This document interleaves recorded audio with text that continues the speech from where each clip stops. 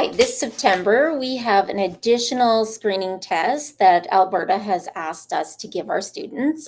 This test is going to be given to students in grade 1 as well as our kindergarten students starting in January. This new test is called, this one of two new tests, so we already talked about the RAN. This one is called the PAST test, and it's a phonological awareness screening test that you're going to give to your students in grade 1 and kindergarten starting in January. This test has a number of instructions that go with it. So you are going to need your instruction sheet, and I recommend that you go over this instruction sheet before starting because there are a number of things that you have to pay attention to. One, because we're dealing with phonemes, you have to really get used to not using the letter names and only using the letter sounds. So you will see the letter in parenthesis. So it may ask you to change the sound to a sound. So you have to be really aware of how you're saying your sounds as well, which is why we would recommend that the same person is giving the test. And most usually it would be the teacher, because the teacher is identifying those sounds in a certain way for the students. And sometimes with our dialects, we might have a little bit of a change. So we want to give the students the best foot forward with this. So making sure that you are aware of your sounds when you're saying them, especially your consonant sounds, because a lot of times with our consonant sounds, we may add that to the end of things, and we want to make sure that we're not doing that. So you might want to practice those prior to giving the test, just to make sure that, because I know sometimes we all have to think to ourselves the way we're saying something, like with the B's and the P's and the D's. The next thing I wanted to talk to you about is this test. You will have a scoring sheet for the kids. This scoring sheet is filled out the same way, with their Alberta student number, their first and last name, the date, grade level. Then you also have different sections. So there's the basic syllable section, which is D and E. Every student has to do D and E. Even if in part D they get them all wrong, you're still doing E with them as well. Every student does D and E. But for the rest of these sections, you are grouping them. So we'd have E, and then we'd have F and G. For the two adjacent F and Gs, those two side-by-side tests, if the student gets 3 or more incorrect answers, like I just want to double check that, 3 or more incorrect answers, scores 3 or fewer. See, I'm glad I double checked that. So if a student scores 3 or fewer on 2 adjacent letter level tests, then you discontinue the test. So if in level F and G they score 3 or less, then you won't do the rest of the levels. If they score 4, you're going to move to the next level though. So that is how that is going to work.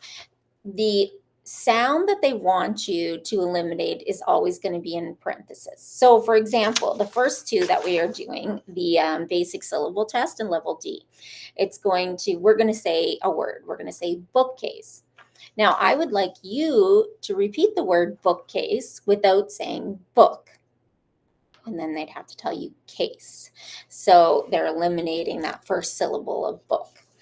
And that's what we want them to do. In this, when you're testing the kids, you can correct them only for the first 3 items in each individual test. So in D, there's 5 items. You could correct them on the first 3. In E, there's 5 items. You could correct them on the first 3. F, same thing. So you're giving them that chance to get it by the time they get to the last couple. But it's wrong. Also, they're looking for this to be done within 5 seconds. So I would use your discretion when you're doing this. I wouldn't give them the prompt and then go 1, 2, 3, 4, 5. I would give them the prompt, and because we all know with processing time, so give them a good 5 seconds. So 1, 2, 3, 4, 5. You may speed that up in your next set of testing, like say for January with kids. However, I would just say to try to keep things very streamlined with every student that you are testing, so it's the same. You are going to be asked to then add the number, so your responses. So when you're filling it in, it's right and wrong response again, but you are going to write down what the response may have been. So for example, if when you said bookcase, and instead of saying now eliminate the book, what do you get? You're going to write down what they say. So if they say bookcase again, then you're just going to write that they said bookcase. If they said book and didn't say the case, then you'd write down that they said book. So we really kind of want to be able to identify what they did, and then of course you give them the total number of correct answers for each level. The one thing to remember though is that it's the phoneme test. So when we are doing substitutions or deletions, we want to be very specific about saying the sounds and not the letters. And sometimes we all will just say the letter and make that mistake. So just make sure you're saying the sounds. And the long vowel sounds are identified with a capital letter.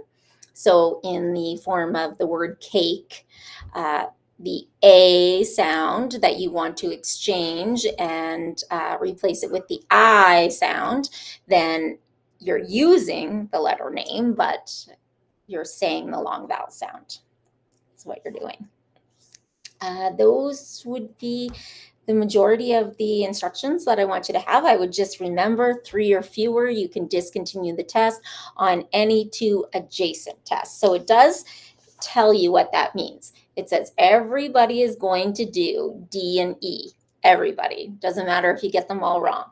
But then when you get to F and G, H and I, J and K, that's how they have them teamed up. So with F and G, if they have 3 or fewer, then you discontinue the test.